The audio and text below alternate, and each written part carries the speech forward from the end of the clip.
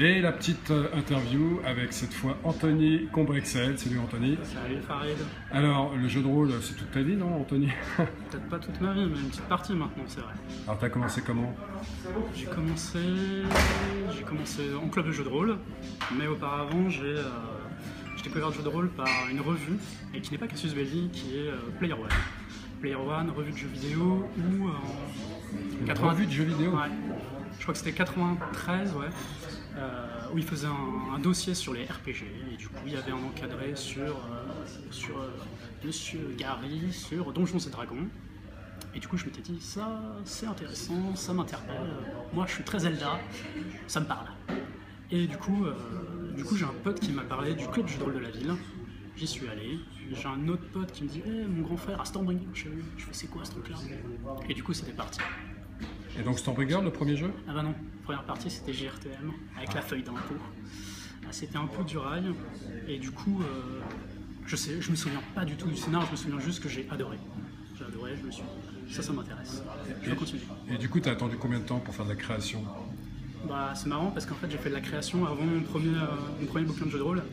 En fait, comme j'avais pas encore l'argent à l'époque pour m'acheter un bouquin de jeu de rôle, je suis rentré chez moi, je me suis mis sur l'ordinateur, j'ai pris une tableur, ça va être Lotus, j'ai fait des petites fiches de perso, je comprenais rien à JRTM donc j'ai gardé les caracs, j'ai fait les 3 points de vie à Zelda, j'ai créé 2 pré-tirés, un journaliste et un détective, et j'ai fait jouer mon père et mon frère à un scénario façon Alone in the Dark, donc une sorte de Cthulhu avant l'heure. Et du coup j'ai commencé comme ça en créant mon propre scénar avec des règles qui étaient invitables. Et du coup mon premier jeu de rôle c'est Cthulhu, acheté chez Philibert en 96. Encore Philibert. Eh ouais, ça a beaucoup vrai. En fait il y avait des pubs dans Cassius Belli. Du coup par VPC tu disais qu'est-ce que je peux m'offrir? Je prends Cthulhu. Merci Casus. Ah, c'est Alors, Cassius. du coup, au niveau création, t'as commencé par quoi?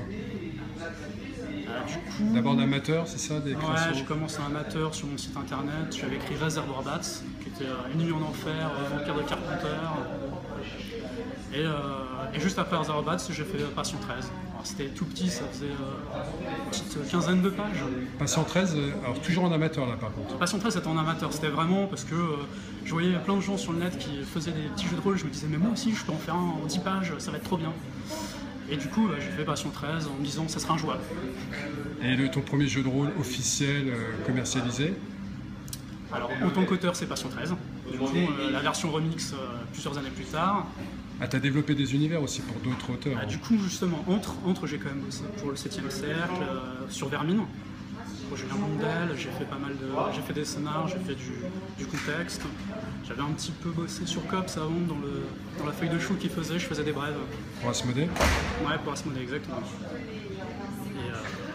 Et voilà, j'ai fait beaucoup de scénarios, de one-shot sur mon site, jusqu'à Passion 13, qui a un peu lancé les choses, où je me suis dit, bon bah professionnalise, reprends ce que tu as fait en ancien et rends-le meilleur. Et t'as enchaîné avec quoi après? Après, j'ai dû faire Notre Tombeau. Notre Tombeau, oui, c'est 2 ans après la version professionnelle de Passion 13. Le pitch de Notre Tombeau en 2 mots, si c'est C'est possible. de la survie, c'est des gens qui sont pris en otage dans Paris, qui sont balancés dans les égouts et qui doivent survivre sans langue. Sans langue. Sinon, c'est pas drôle. Ok, après t'as enchaîné avec quoi? Alors, Notre Tombeau, ça doit être 2009. Bon, après, je fais des petites collaborations à droite à gauche. J'arrive pas de citer le nom. J'ai oublié surtout. J'ai fait plein de projets qui ne sortent pas, comme d'hab.